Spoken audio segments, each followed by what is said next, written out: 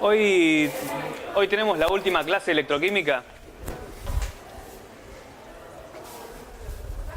Los que nos queda ver hoy son los métodos dinámicos. Ustedes ya tuvieron los seminarios, ¿cómo no? Todavía todos no, es verdad, todos no tuvieron los seminarios. Muchos sí, pero muchos no por el tema de los cortes. Bueno, los que tuvieron bien y los que no tuvieron también, vamos a ver. Lo que nos queda es la parte de métodos dinámicos. Ya vimos la mitad de la clase pasada con columbimetría. Y esta vez lo que nos toca ver es voltamperometría o voltametría, ¿sí? Los métodos dinámicos, como vimos la vez pasada, son métodos en los cuales en la celda la determinación analítica transcurre con el pasaje de corriente. Por eso los métodos que vamos a ver hoy son los métodos dinámicos donde la intensidad es mayor a 0. Estos son métodos que pueden transcurrir con potencial controlado o con intensidad controlada, ¿sí? Intensidad constante. Esos métodos son voltamperometría y valoraciones amperométricas.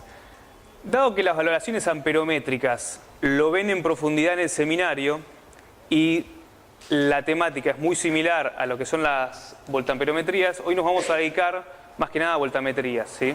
Voltametría o voltamperometría es lo mismo, ¿sí? Básicamente los principios que se usan en las dos son similares, lo único que varía es la conformación de la celda y el uso al cual le vamos a estar dando a nuestro sistema. En una voltametría, igual que una columbimetría, tenemos una celda electrolítica.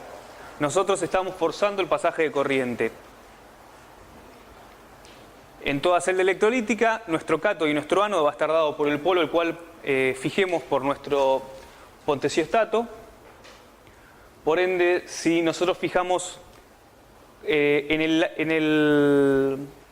el polo donde tenemos nuestra reacción de cobre como cátodo, el cobre se va a reducir, y si tenemos como ánodo el polo donde tenemos la plata se va a oxidar. Todo esto forzando el pasaje de corriente a través del sistema. La diferencia que existe entre columbimetría y voltamperometría radica básicamente en que en columbimetría nosotros buscamos el 100% de eficiencia de corriente y queremos electrolizar a todo el analito o la mayor cantidad del analito en un tiempo dado. O sea, los cambios que ocurren a la masa del analito, el cual se electroliza, son significativos. En voltamperometría nosotros utilizamos una geometría de electrodo con un área muy pequeña. Si recuerdan los electrodos que vimos en columbimetría, vieron que eran celdas con rejillas muy grandes. Eso es para asegurarse que todo el analito se consuma. En este caso nosotros vamos a utilizar electrodos muy pequeños y vamos a favorecer los fenómenos de polarización. En columbimetría nosotros queremos pase corriente todo el tiempo. En voltamperometría queremos que a veces pase corriente y a veces no. Los que ya vieron las titulaciones amperométricas saben que el paso entre una celda en la cual no pasa corriente y la que pasa corriente es el momento en el cual nos va a dar el punto final de una titulación potenciométrica, ¿sí? O sea, en un momento tenemos un electrodo polarizado, no hay pasaje de corriente, de repente pega un salto de corriente, ¿sí? Es el salto que da el punto final. Depende cómo ustedes armen el sistema, puede darse de polarizado a despolarizado o de despolarizado a polarizado. Eso es lo que van a ver en los seminarios. Acá vamos a ver unas conformaciones bastante distintas.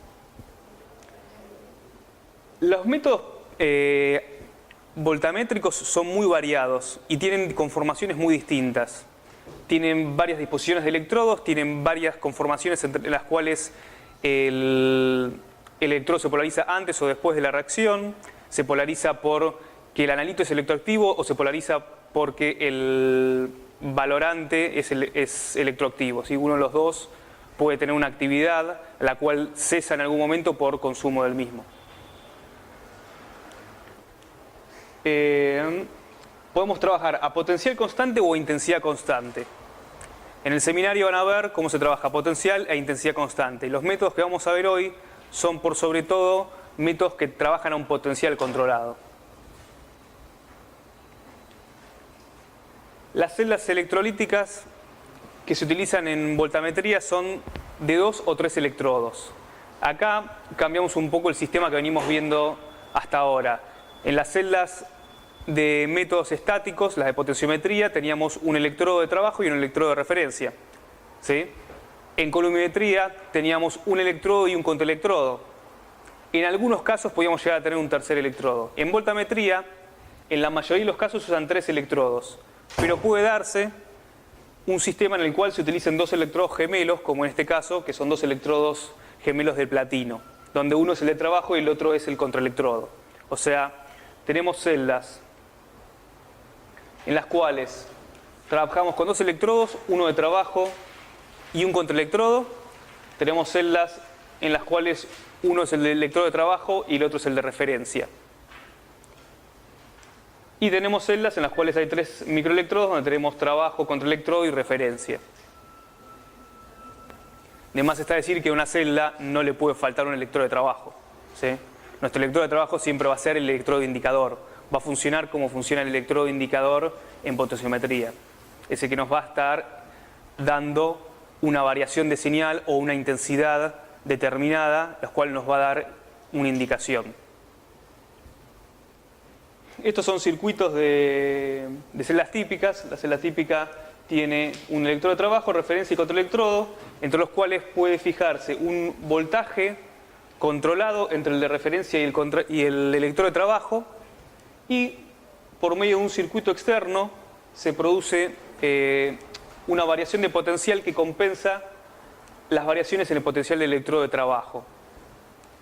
Ese contraelectrodo va a variar su potencial en función de todos los cambios que haya en la solución. Recapitulando, yo quiero que mi electrodo de trabajo y mi referencia trabajen a un potencial o a un delta de potencial X, porque a ese potencial es en el cual mi sustancia se va a oxidar o se va a reducir. Entonces, para mantener mi reacción precisa y reproducible, necesito un sistema que me mantenga esto constante. Ese sistema va a estar controlado por el marco de referencia que nos da el electrodo de referencia y por el voltaje variable o la corriente variable que se va a aplicar sobre el contraelectrodo, como forma de compensar los cambios que ocurren en la solución a medida que el analito se va consumiendo o que va apareciendo un soluto electroactivo. ¿Se entiende? ¿Sí? Bueno, esa no es la única conformación.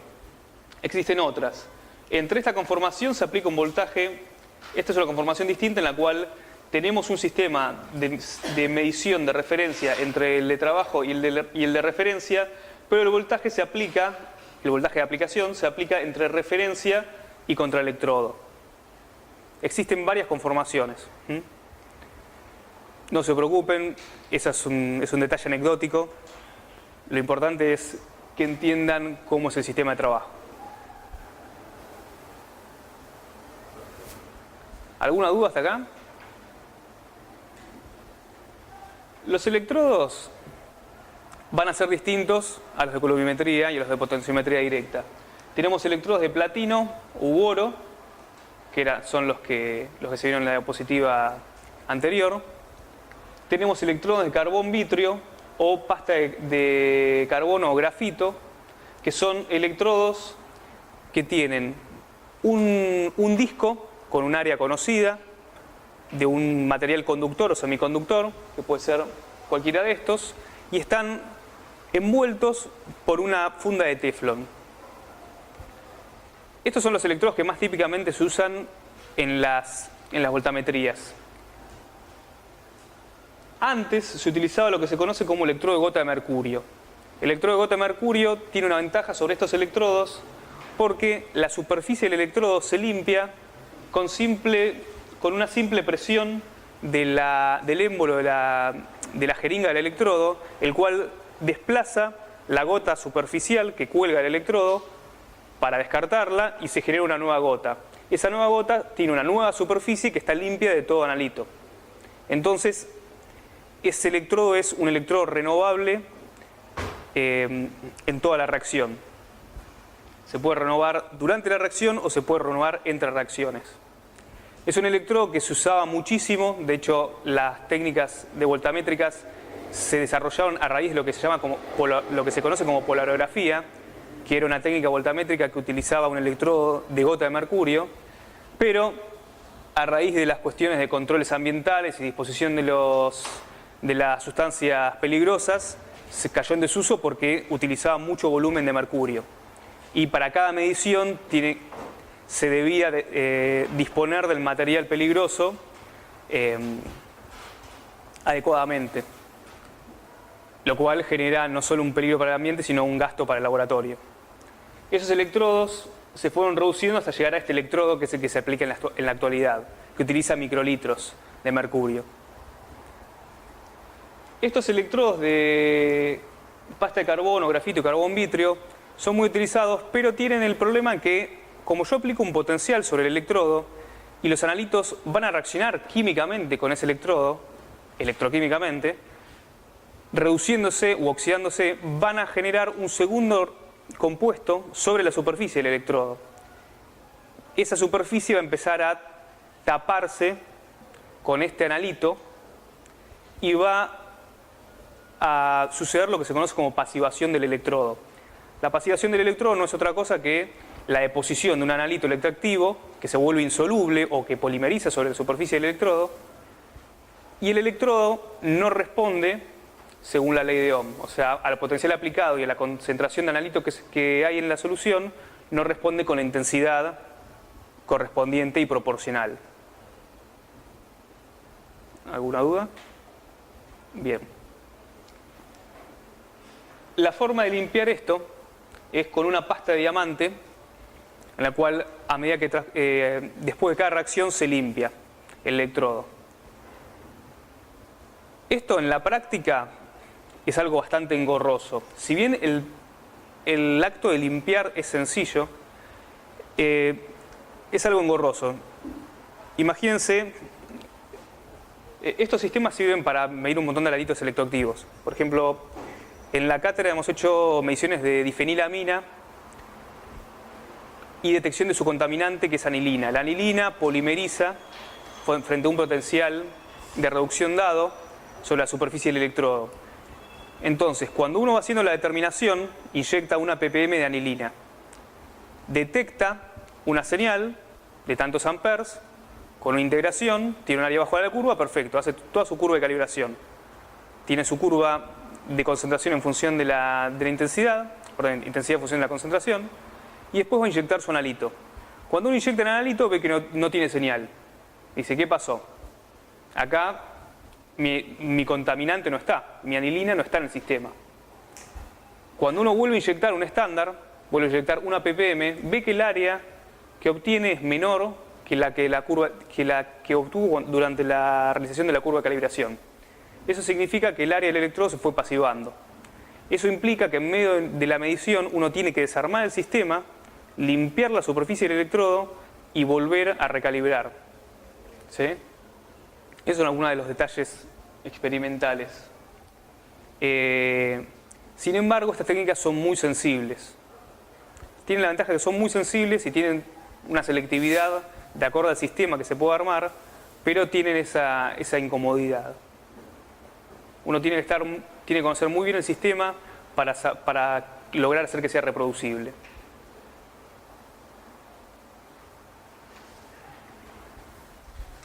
Bueno, la voltametría es simplemente la medición de intensidad en un sistema de un analito y un electrolito soporte dados en función de un potencial aplicado.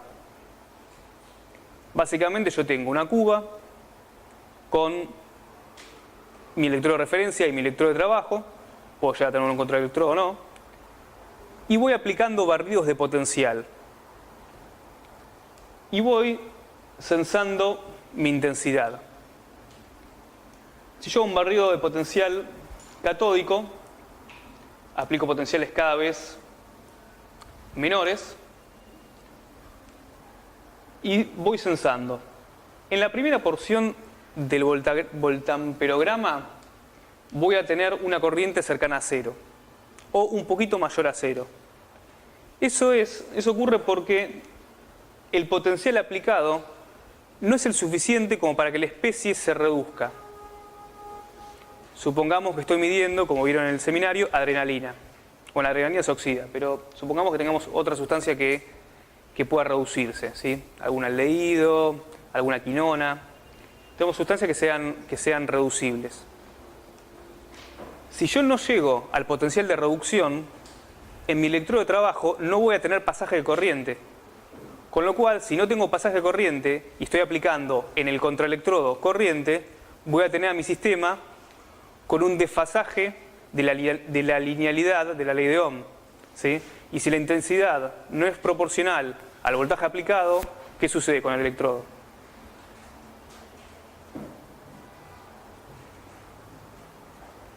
Yo tengo un electrodo en el cual una sustancia se está oxidando, ¿sí? Esa sustancia está depositando electrones en la superficie del electrodo, se están conduciendo por el sistema hacia el otro electrodo. Esos electrones no encuentran a nadie en ese potencial al cual cederle los electrones. ¿Qué es lo que le pasa al electrodo? Se polariza. Entonces, nuestra primera porción de la curva está dado por una polarización.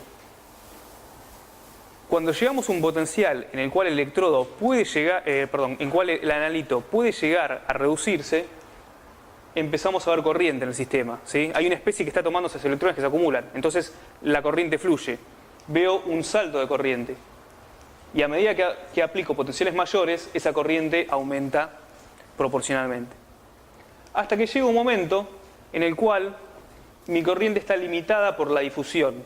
O sea, la cantidad de analito que hay no llega en tasas suficientes como para permitir un aumento lineal de la intensidad.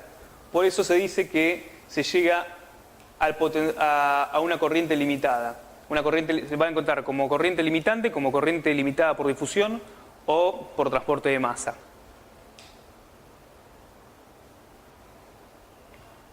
Ahí se termina nuestro voltamperograma. De esa curva nosotros podemos sacar varios datos.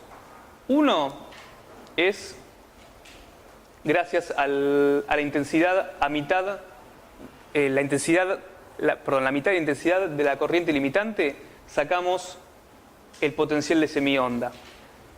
El potencial de semionda guarda relación con el potencial estándar de esa sustancia. Yo tengo un potencial aplicado, el cual conozco, que va a ser igual al potencial de semionda. A mitad de la corriente limitante, las especies de la concentración de producto y de reactivo son semejantes, con lo cual se anulan, y mi potencial de electrodo de referencia es conocido. Con lo cual puedo despejar y obtener mi potencial estándar para mi analito. Con ese potencial estándar yo puedo conocer cuál es mi analito. Esto me sirve cualitativamente.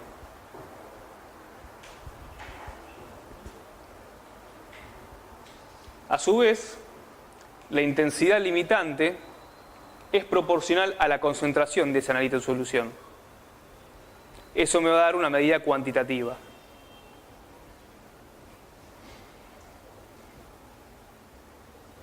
¿Se entiende? Este potencial estándar es el potencial para el analito en el sistema, sobre todo para el electrodo que se use. No es el mismo potencial para un electrodo de carbón vítreo que para un electrodo de platino o un electrodo de oro. Por eso cuando muchos de ustedes, digamos, estadísticamente, van a salir con su título a trabajar en análisis, a hacer control de calidad, por ejemplo, ¿sí?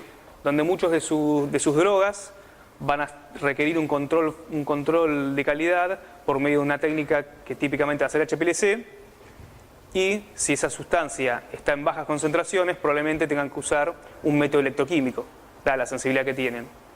Ese método electroquímico va a ser este. Ahora, cuando buscan bibliografía, lo que va a estar descrito para ese sistema es el potencial que se usa para reducción o oxidación de esa sustancia según el electrodo que usen. Según sea de carbón vítreo o según sea de oro o de platino, ¿sí? Tengan cuidado con esas cuestiones, porque no son los mismos potenciales, no son los mismos sistemas. Bien. Como les comentaba, la voltametría es una técnica que se desarrolló entre los años 50 y 70 gracias a un químico polaco, que no me acuerdo el nombre, que desarrolló lo que se conoce como polarografía. La polarografía es una voltametría lineal, como la que vimos en la diapositiva anterior, pero hecha en este sistema. Un electrodo de gota de mercurio con un electrodo de referencia y un contraelectrodo.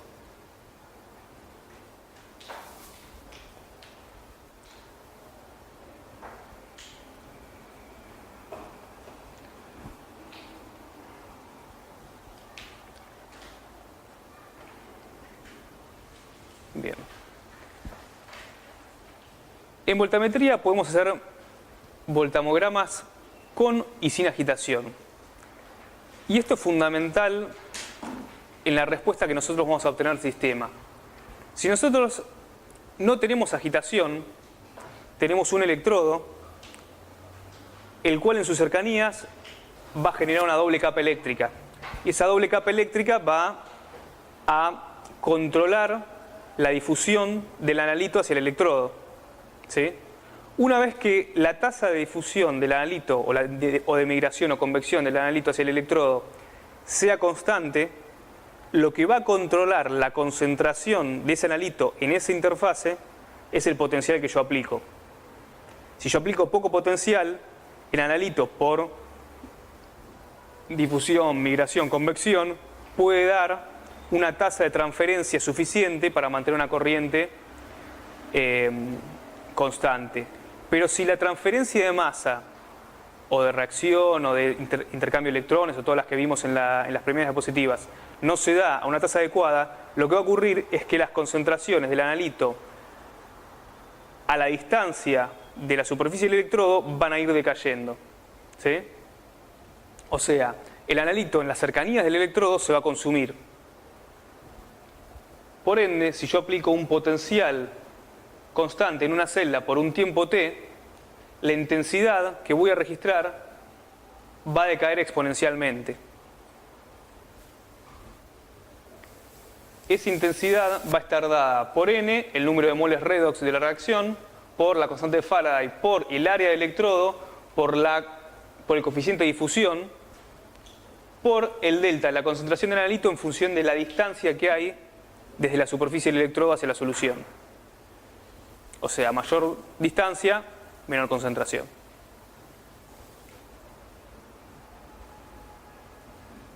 ¿Alguna duda? Bueno. Esto puede ser una ventaja en algunos casos, y ya vamos a ver en cuál, pero en la mayoría de los sistemas uno busca que los factores dados por la difusión, la migración o la convección se minimicen. Eso se logra agitando. Si yo tengo un sistema que tengo agitación y realizo una voltametría, voy a estar haciendo una voltametría hidrodinámica.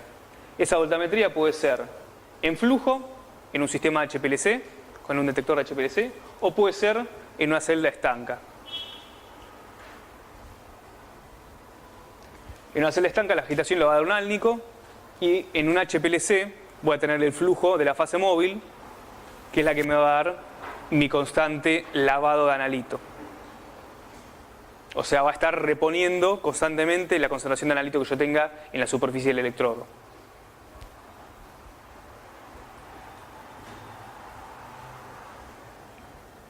En ese caso, ese que voy a tener... Perdón.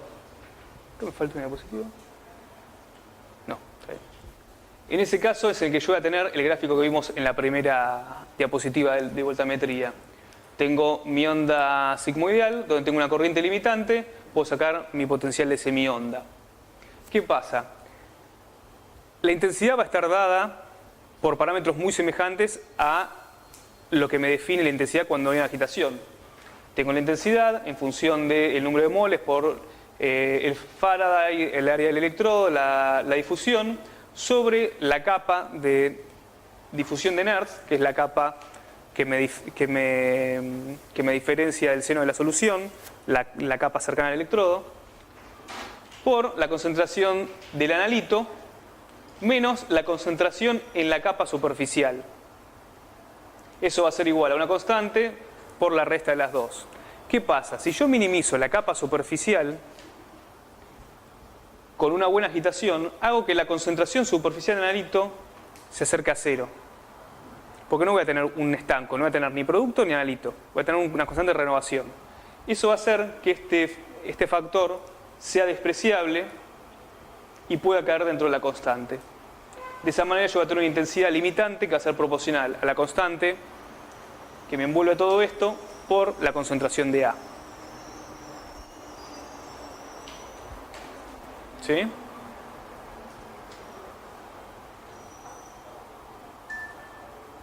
Bueno. Eso es un batch. Si yo tengo un equipo de HPLC y no tengo una celda, no tengo otro electrodo, pero tengo mi celda de HPLC, puedo realizar un voltamperograma. Pero voy a tener que hacerlo con inyecciones sucesivas. O sea, en el primer caso, tengo una celda y lo que hago es barrer el potencial del electrodo. Barro el potencial. ¿Dónde está? Tengo el potencial del electrodo de trabajo y lo voy barriendo. ¿Sí? En la misma celda. Como yo agito y el consumo de analito es mínimo, el sistema lo que ve es que la concentración de analito es constante. Por ende, la intensidad que está circulando por el sistema es proporcional a la concentración de analito, según mi sigmoidea. Ahora, en un sistema de HPLC, yo tengo un volumen muy pequeño. Tengo un espesor de capa en el orden de los microlitros. Por ende, por más que sea poco el tiempo en el cual transcurre la voltamperometría, hay un consumo analito. Ese consumo va a ser suficiente como para que las condiciones que se den no sean las que ocurren en una voltamperometría hidrodinámica. Por ende, yo solo puedo hacer en HPLC un barrido de voltaje con el flujo prendido y a inyecciones separadas. O sea, voy a construir mi voltamperograma punto a punto. Voy a tomar una solución de 1 ppm de adrenalina, voy a poner un potencial de reducción de menos 1.7 volts, voy a inyectar y voy a ver cuál es el área de ese pico. Voy a barrer el voltaje hacia voltajes más altos o voltajes más bajos y voy a ver cuál es el área de ese pico. Y en función de eso, yo voy a ir construyendo mi gráfico de intensidad en función de voltaje. Siempre con inyecciones separadas. Y lo voy construyendo punto a punto.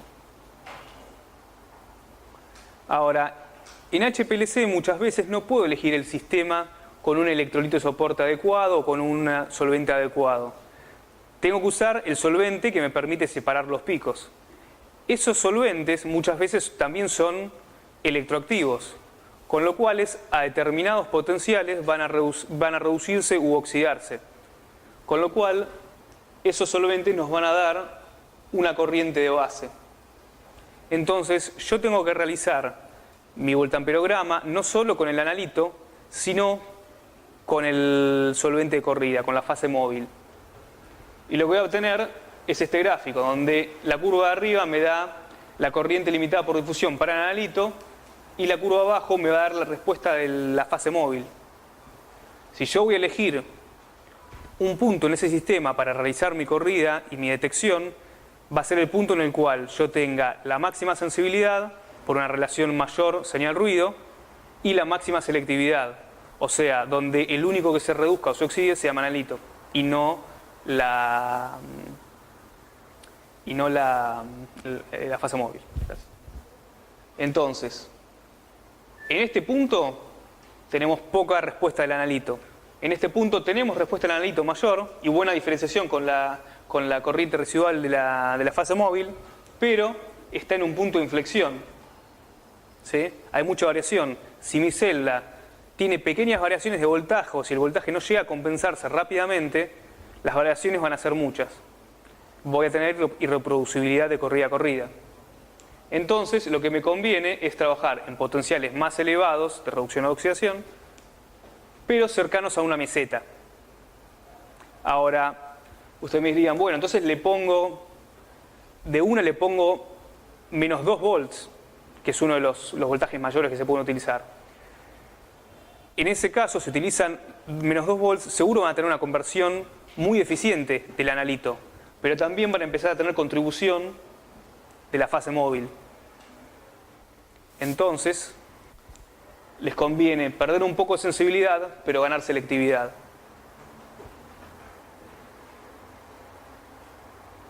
Y no solo eso, sino que muchas veces muchos extractos vegetales tienen un montón de compuestos polifenólicos, quinonas, flavonas, tienen un montón de compuestos que son electroactivos.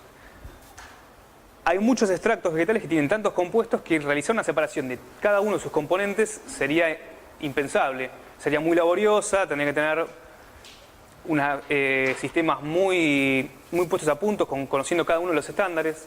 En cambio, si ustedes saben que cierto analito que están buscando puede oxidarse o reducirse a tal potencial, mientras que preferentemente otros no, ustedes pueden tener coelución de 2 analitos, pero detección de uno solo. ¿Se entiende esto? Sería semejante a que si yo estoy detectando por UV visible y me está saliendo al mismo tiempo el triptofano que absorbe 280 y al mismo tiempo el beta caroteno que absorbe a 313.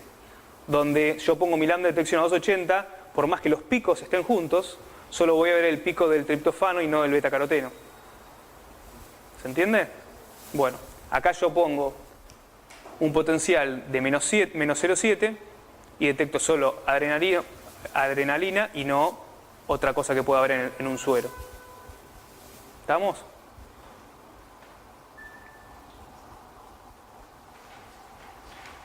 Venimos hablando de eso y es la selectividad.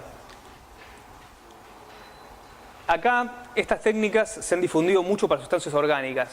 Ustedes vieron que cuando empezamos los teóricos, más que nada las técnicas eran para iones inorgánicos. Ahora vamos ya volcándonos más ejemplos de sustancias orgánicas. Las sustancias orgánicas también son un objetivo de las técnicas voltamétricas. Básicamente, estas serían los compuestos orgánicos que con mayor tendencia a oxidarse.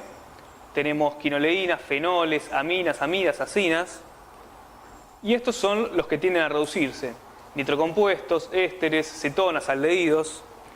Ahora, si yo quiero trabajar selectivamente con un fenol, voy a elegir un voltaje de más 0,5 volts. No voy a elegir un voltaje de más 2 volts. ¿Sí?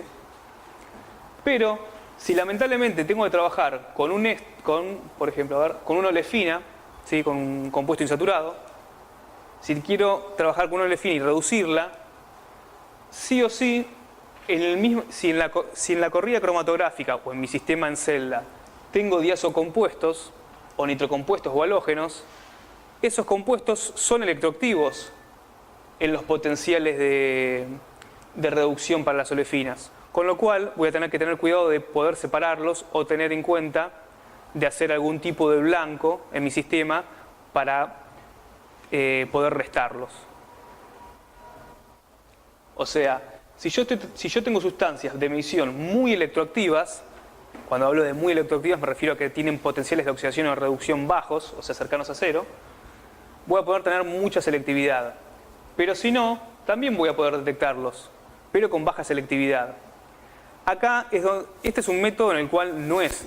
La mayoría de los métodos son así, pero para que lo vean de otra manera, este método tiene una gradualidad entre selectividad y universalidad. Cerca del centro tengo selectividad. Cuando me alejo los márgenes de voltajes, estoy ganando universalidad. Porque si me paro acá, voy a detectar a todos estos compuestos. Si me paro acá, por más que la raya termine acá de este compuesto, no quiere decir que no lo vaya a reducir a este voltaje. Lo voy a detectar igual.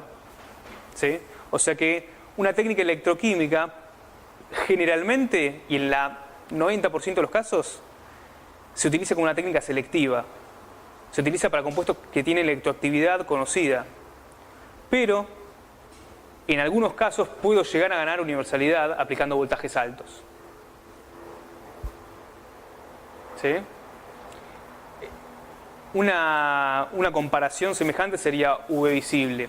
UV visible, si trabajo con lambdas de arriba de 240 nanómetros, empiezo a ganar selectividad. Pero si pongo mi detector en 180 o 210, cualquier sustancia orgánica que tenga una unión sigma me va a dar señal. ¿Sí? Entonces estoy ganando universalidad. Ahora, obviamente, si yo pongo como buffer acetonitrilo, como fase móvil acetonitrilo, el acetonitrilo tiene unión sigma y también se va a detectar. Con lo cual, pierdo en selectividad, tengo mucha inespecificidad. Lo mismo pasa en este caso. Siempre hay un compromiso entre selectividad y sensibilidad.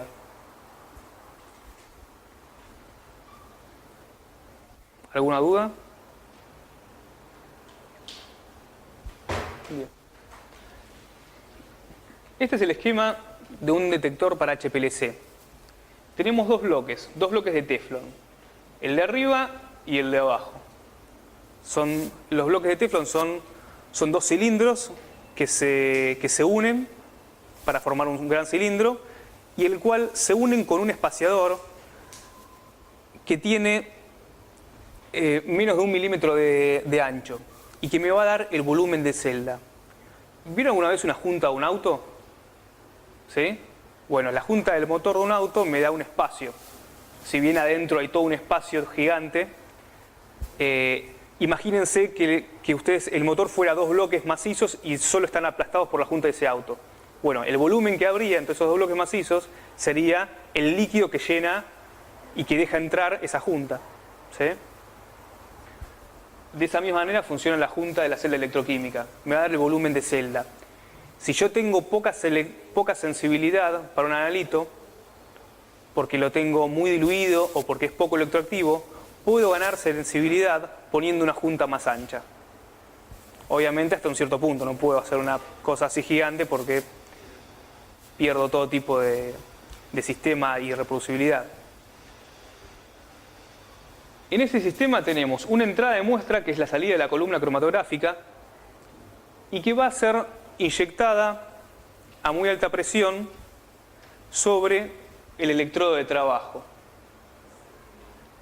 Esa presión se busca que sea elevada y que la dispersión dentro de ese sistema sea rápida para que la interacción con el electrodo de trabajo, el electrodo de referencia y el contraelectrodo se den simultáneamente. El área del electrodo de trabajo va a ser pequeña, mientras que la del área del contraelectrodo va a ser muy alta. El contraelectrodo por lo general es un contraelectrodo de platino y se busca que en mi sistema de fase móvil, se busca que el sistema de fase móvil tenga un electrolito soporte que va a ser el que va a reaccionar en ese contraelectrodo, ¿sí? El que se va a reducir o oxidar. Si en el electrodo de trabajo hay una reducción, en mi contraelectrodo va a ocurrir una oxidación. Esa oxidación se da con un electrolito soporte. Por ejemplo, si están analizando catecolaminas, las catecolaminas se oxidan, mi electrodo de trabajo tiene un potencial de oxidación, yo pongo como electrolito soporte perclorato de litio. El perclorato de litio se reduce el estado de oxidación del cloro 7 a cloro 5 o a cloro 1, dependiendo del potencial que yo ponga. Y el electrolito soporte va a formar parte de la fase móvil, con lo cual su concentración va a ser constante en todo el tiempo de la corrida. Y van a estar en tal abundancia que el contraelectrodo nunca se va a polarizar. ¿Sí? En cambio, el electrodo de trabajo va a estar polarizado todo el tiempo porque yo le puse un potencial selectivo para la catecolamina, y hasta que la catecolamina no entra en contacto con la superficie de ese electrodo, no va a despolarizarse y la intensidad no va a aumentar. Con lo cual, mientras no hay catecolamina, la línea de base es 0. Entra la catecolamina, pico. Se va la catecolamina, cae. Y vuelve la línea de base. ¿Se entiende? El volumen de celda tiene que ser también muy chico porque yo tengo que hacer interaccionar pequeñas cantidades de analito con el electrodo. Y el electrodo necesita, para poder transferir electrones o tomar electrones, necesita una colisión. Con lo cual, si mi volumen de celda es amplio, es ancho, voy a minimizar el número de colisiones que va a tener mi analito con la superficie del electrodo. Por eso se busca que el diseño sea lo más parecido a una película.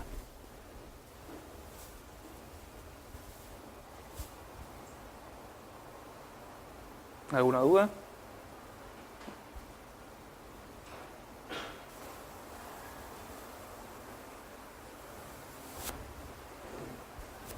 Bueno. Dentro de las voltametrías tenemos varios tipos.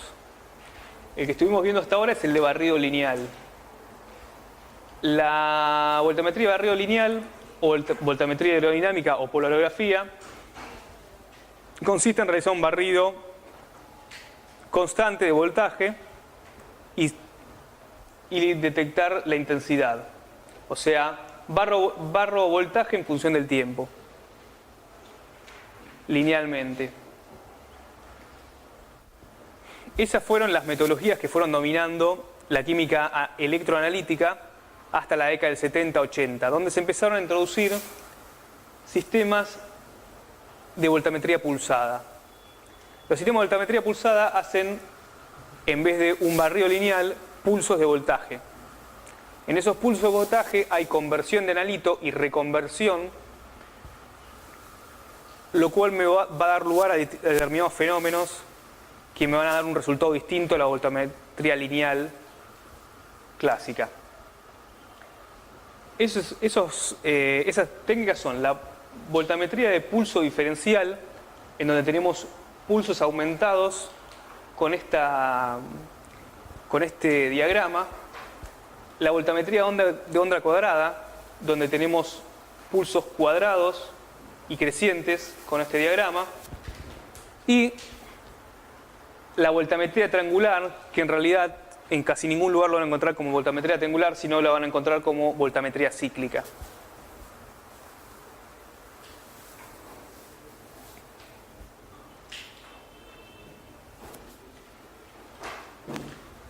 La voltametría pulsada lineal es la que aplica pulsos crecientes, de onda cuadrada también, pero las determinaciones se hacen, digamos, la toma de la intensidad se hace con crecimiento lineal.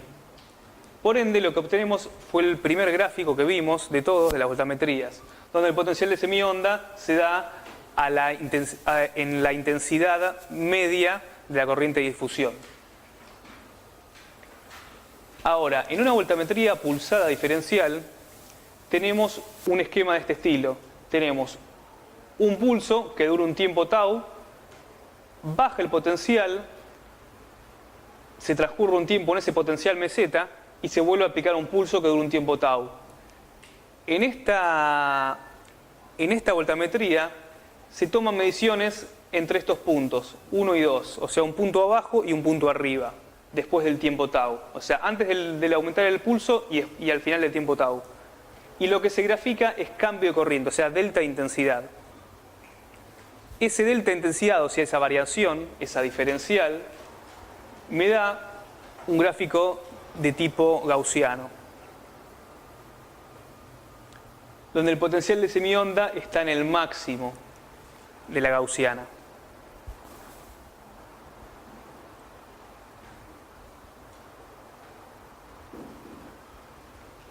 La voltametría pulsada en escalera tiene una dinámica similar a la pulsada lineal, pero toma puntos también crecientes, pero sin dejar que haya una disminución de potencial entre medio de cada pulso. Eso me da una resultante de corriente medida que es diferente a este gráfico, sino que llega a un máximo, a un potencial de corriente de difusión máximo y después cae. La diferencia entre estos dos es que entre cada pulso de esto y esto, yo estoy bajando el potencial, ¿sí? Con lo cual la intensidad de variación de corriente no aumenta linealmente, sino que por momentos es más lenta, o sea, tiene menos tasa. Aplico potencial y por momentos tiene una tasa menor. En esto tengo mesetas que van aumentando, ¿sí? En este caso también, como en el de pulsada diferencial, tenemos un potencial de semionda en el máximo. Por último, la voltametría pulsada de onda cuadrada va tomando también un diferencial de corriente, pero lo que se toma como determinaciones es, en vez de el punto primero en el pulso, en la parte baja del pulso y el final luego del tiempo tau, el tiempo se toma antes y después de la caída de potencial. Esas diferencias me dan también una gaussiana de distribuciones con un potencial de semionda en el máximo de intensidad, de variaciones de intensidad.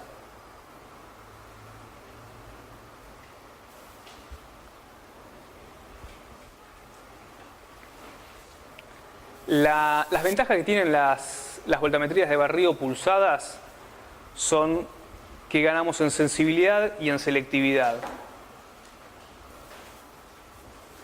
Y, por ejemplo, en los casos en los cuales tengamos analitos que tiendan a pasivar el electrodo, si yo aplico voltajes pulsados, por ejemplo, si estamos trabajando con HPLC, ¿no?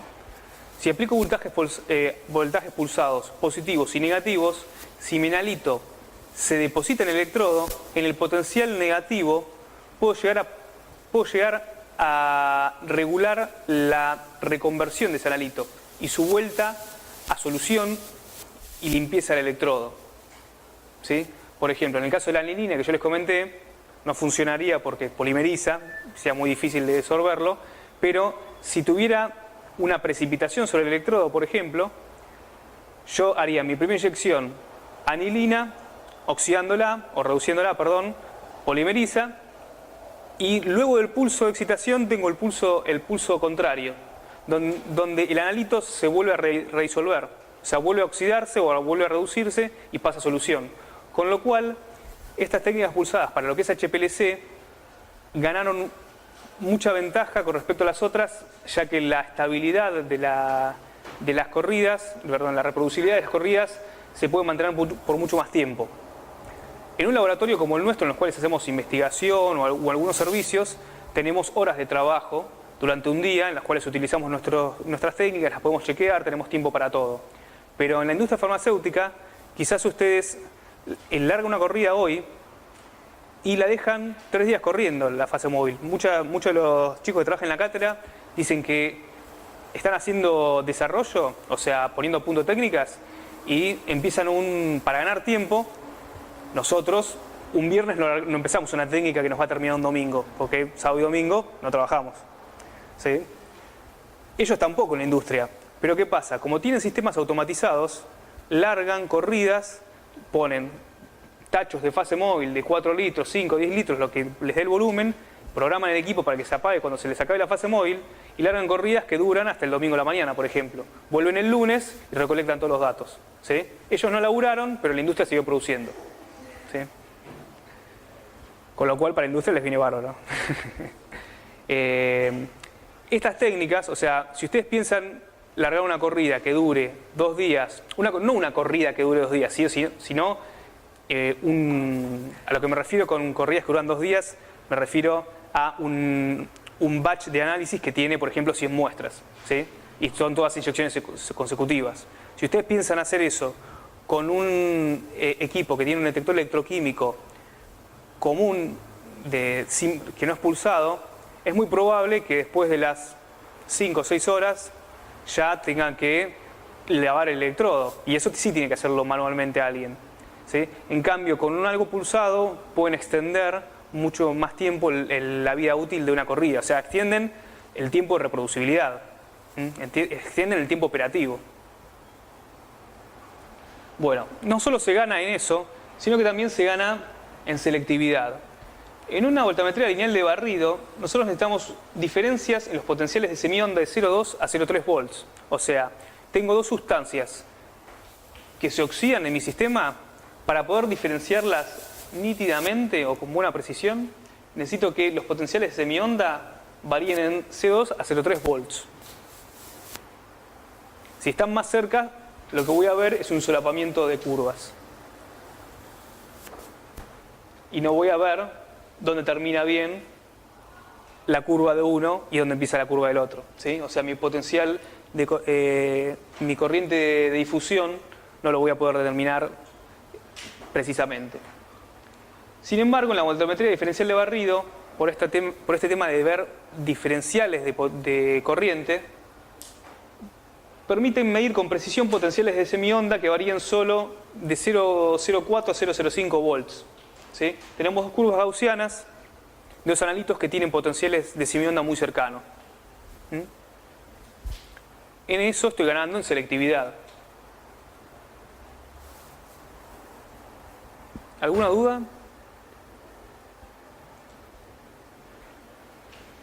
Bueno.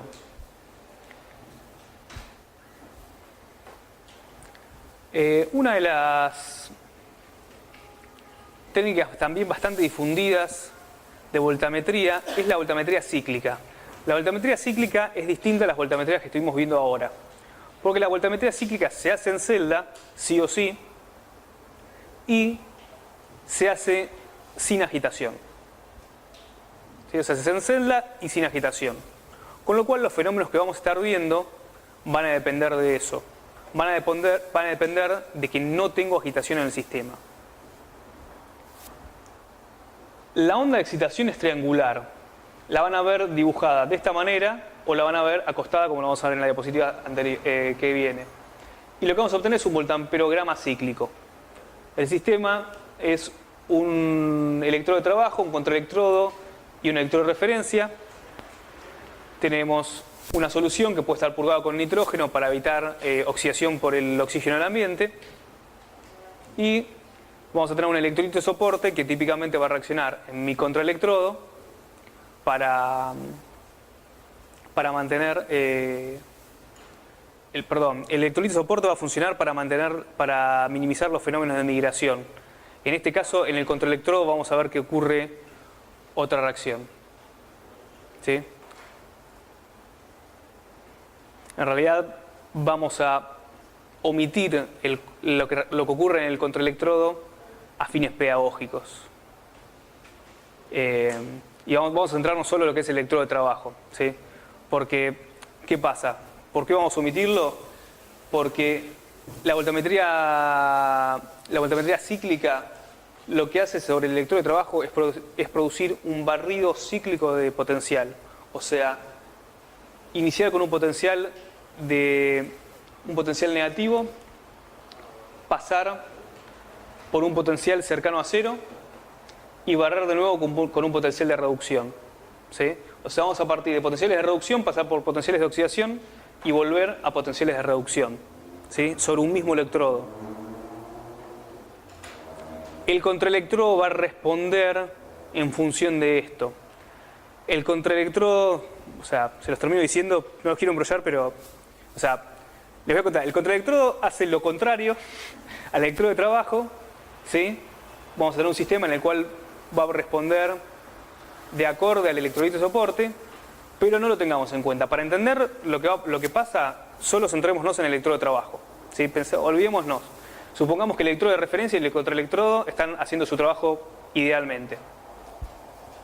Entonces, nuestro electrodo de trabajo va a empezar con un potencial negativo, ¿sí? Un potencial catódico, un potencial de reducción. Vamos a empezar a aumentar el potencial hacia potenciales más positivos. Al principio de la curva, cuando los potenciales son bajos, nosotros tenemos poca corriente. ¿Por qué hay poca corriente a potenciales bajos? ¿Por qué puede suceder esto?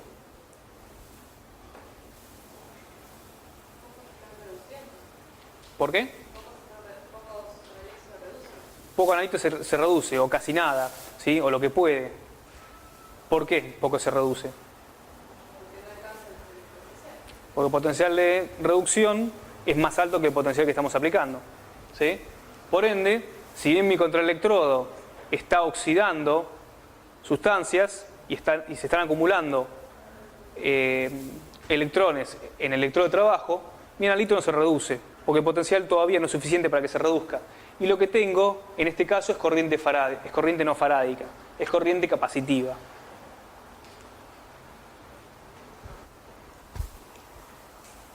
A medida que voy aumentando el potencial y llego a potenciales en los cuales mi analito puede reducirse, veo que la corriente en el sistema aumenta.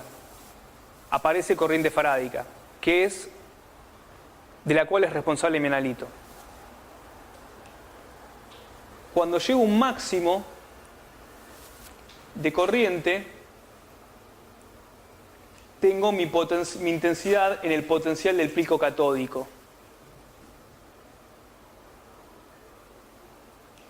Luego que llego al máximo, veo una caída de la intensidad. O sea, sigo barriendo potenciales más reductores, pero veo una caída de intensidad. ¿Por qué se les ocurre que puede ser eso?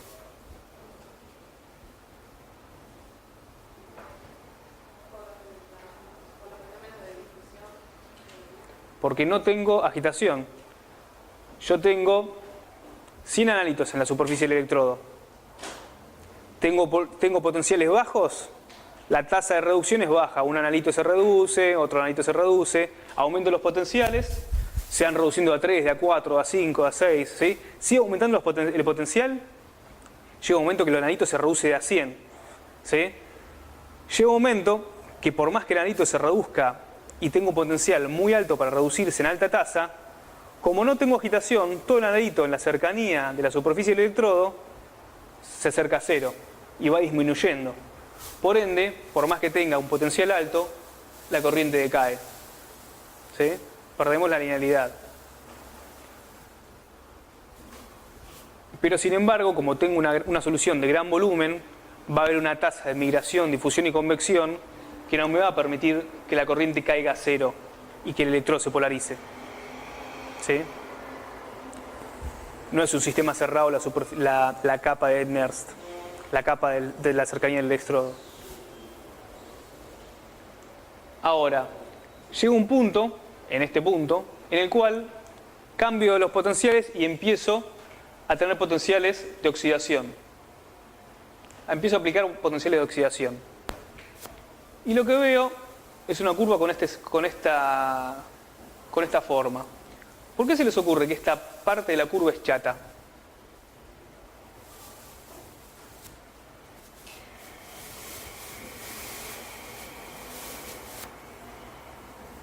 Puede ser chata, puede ser un poco más, un poco menos, pero tiene baja pendiente.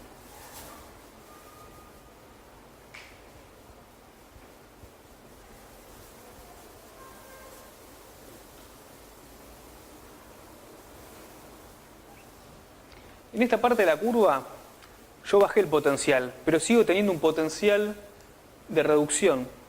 Entonces el analito se sigue reduciendo en bajo potencial. Y sin embargo, cuando llego a esta parte, el potencial en el cual estoy poniendo quizás es el suficiente para que el analito empiece a oxidarse. Entonces puedo llegar a tener los dos fenómenos en simultáneo. A medida que voy pasando potenciales de oxidación mayores, la corriente empieza a aumentar y tengo el espejo de la corriente, el espejo del fenómeno que pasó en difusión en el pico catódico. ¿Sí? El pico anódico empieza a decaer, es el máximo de intensidad y luego empieza a decaer. ¿Sí? ¿Se entiende?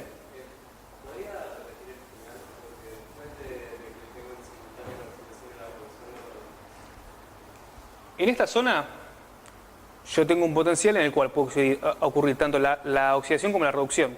¿Sí? A medida que me voy acercando a otros potenciales, hubiera estado bueno tener el gráfico de otra manera, pero a medida que me voy acercando a estos potenciales, ya la reducción que ocurría con este potencial empieza a ser menos viable, con lo cual aumenta la tasa de oxidación. El pico anódico tiene un signo negativo, según convención, con lo cual aumenta rápidamente la corriente anódica. ¿Sí? Llegamos a un máximo, la corriente empieza a estar limitada por la difusión y nos cae. ¿Sí? Por no haber agitación. Nos cae en valores negativos y positivos, ¿sí? A eso me refiero. En este caso, en esta voltamperometría, el potencial de semionda es el promedio entre el potencial en el pico catódico y el potencial en el pico anódico. O sea que esta voltamperometría nos sirve cualitativa para reconocer analitos. A su vez, como forma también de reconocer un analito, si no conoce su comportamiento, puedo saber si la reacción es reversible, si la intensidad del pico anódico y la intensidad del pico catódico son iguales. Si la intensidad de estos dos picos son iguales, quiere decir que la reacción es reversible. Entonces, si yo estoy analizando un analito que tiene un comportamiento reversible, tengo que tener intensidades iguales. Si no, estoy teniendo una impureza, la cual también reacciona. Tengo un analito que no es mi analito, tengo otra cosa, ¿sí? Si yo no conozco ningún comportamiento de mi analito, este voltamperograma es el primero que voy a hacer para conocer las propiedades del analito.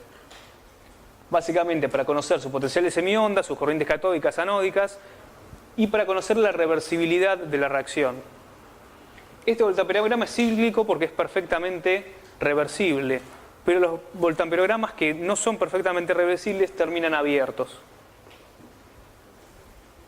Salvo que yo tenga más de una reacción en el sistema y esas más de una reacción sean ambas reversibles, ¿sí? O sea, por ejemplo, tengo un grupo amino en el sistema, aplico potencial, se convierte, perdón, tengo, por ejemplo, un grupo alcohol, tengo un grupo alcohol, aplico potencial, se oxida el aldehído, ¿sí?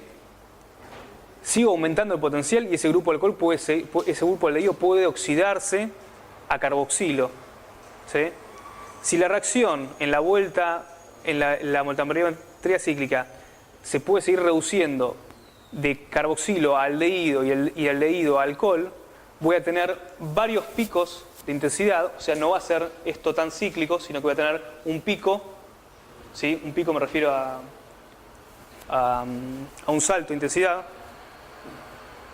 Voy a tener un salto de intensidad, una meseta y voy a tener otro, ¿sí? Cuando bajo voy a tener lo mismo, ¿sí? Mi voltamperograma se va a alejar de esto. Pero si es perfectamente cíclico, va a volver al punto de partida. ¿Se entiende? Bueno. Vinimos hablando un poco de todo esto, pero para cerrar, las aplicaciones de voltammetría pueden ser determinaciones cuantitativas en celda por titulación. En celda puede ser en una celda estanca o en una cromatografía líquida. Tenemos determinaciones cualitativas y muchas veces, que esto sí fue algo que no comentamos, nos sirve para determinar el potencial de trabajo. Por ejemplo, yo quiero determinar una sustancia por HPLC con detección amperométrica, porque sé que oxida, o tengo la presunción de que se puede oxidar. Tengo una mina que sé que se puede oxidar. ¿Yo qué hago? ¿Lo meto en el HPLC y lo hago correr?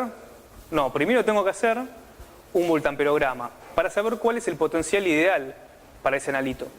Entonces primero realizo o un voltamperograma de barrido o realizo esa curva de barridos que comentamos para HPLC con inyecciones sucesivas, ¿sí? O sea que los voltamperogramas me sirven para determinar potenciales de trabajo, no solo para HPLC sino también para titulaciones, ¿sí? Si estoy titulando algo y quiero que mi punto final sea voltamperométrico, tengo que tener un potencial en el cual mi sustancia se oxide o se reduzca en las condiciones de trabajo. Van a ver en el TP que ustedes van a estar determinando si ascórbico indirectamente a través de su reacción con peridodato, ¿sí? Cuando el ácido ascórbico se acaba en la reacción, el peridodato deja de consumirse y se reduce en el cátodo, ¿sí? Para que el peridodato se reduzca en el cátodo tiene que tener un potencial de reducción suficiente para ese peridodato, ¿sí? En realidad es el iodo 12 el que se reduce, pero tiene que tener un potencial. ¿Estamos? Con lo cual ese potencial ustedes de alguna manera tienen que conocerlo. O lo buscan en tablas o hacen un voltamograma de barrido. Como otras características generales tenemos tiempos cortos. Los voltamperogramas duran segundos a unos pocos minutos, dependiendo del ancho del barrido o las técnicas que utilicemos. La alteración de la muestra es mínima porque utilizamos áreas de electrodos muy pequeñas, pero si estamos hablando de detecciones de HPLC, vamos a considerar que la muestra se varió. O sea, nosotros no podemos recolectar la muestra y decir que está intacta, porque la muestra algo cambió. O sea, si nosotros comparamos un detector electroquímico con UV visible o fluorescencia, nosotros a la ilusión de una corrida cromatográfica recolectando algo que pasó por un detector de UV visible, yo puedo saber que mi analito está intacto, porque es mínimo el cambio que se le hace, ¿sí? Salvo que sea fotosensible, mi analito no sufre nada en una espectrometría UV visible. Pero por un método electroquímico mi analito sí sufre. Sí, parte de mi analito se va a oxidar o se va a reducir, con lo cual va a cambiar, no lo voy a poder recolectar. También estuvimos hablando de la especificidad o selectividad que tiene la técnica, dependiendo de las condiciones de trabajo. Y en cuanto a sensibilidad, para poner algunos números, el barrido lineal tiene una sensibilidad que va de 1 por 10 a la menos 5 a la menos 6 molar, mientras que los barridos pulsados aumentan la sensibilidad a la menos 7 a la menos 8 molar. Y cuando estamos hablando de detección amperométrica por HPLC, esta es una de las técnicas más sensibles, con límites de detección de entre 10 a la menos 9 y 10 a la menos 12 molar. ¿Sí? Con lo cual, comparativamente con fluorescencia o con masa, la detección electroquímica es una de las técnicas más sensibles. ¿Sí? Masa es, digamos, lo más sensible que hay, electroquímica y fluorescencia. ¿Sí? Obviamente todo depende del sistema que tengamos, ¿no? Y de la respuesta que tiene mi analito y demás. O sea, nada es 100% encasillable. Y para finalizar les quería mostrar una diapositiva de un trabajo que encontré en el cual usan detectores electroquímicos acoplados a la salida de una columna cromatográfica. Fíjense que el detector electroquímico lo ponen con un bypass. Lo ponen con un bypass porque la muestra se altera al pasar por el detector. Ellos en este trabajo lo que están haciendo es comparar un montón de técnicas para lograr una super técnica ultra sensible y ultra selectiva, donde combinan 1, 2, 3, 4 detectores en simultáneo. Electroquímico, que es destructivo, UV, que no es destructivo, por eso la muestra puede seguir, EPR, que es resonancia paramagnética de spin, que tampoco es destructivo, y terminan en un masa, que es destructivo. ¿Sí? ¿Alguna duda? ¿No? Bien. Bueno, eso es todo.